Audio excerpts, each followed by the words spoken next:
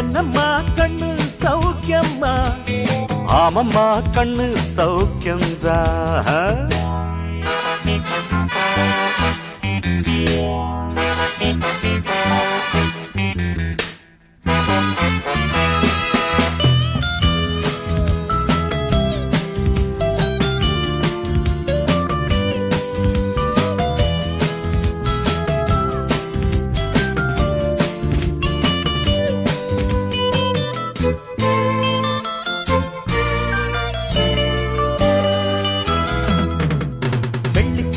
என்னிடத்து கொட்டி கிடக்கு, வெட்டி பயல் உன்னிடத்தில் என்ன இருக்கு?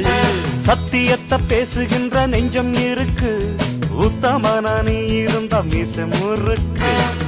சத்தியத்தை நம்பி லாபம் இல்லே தம்பி, நிச்சயமா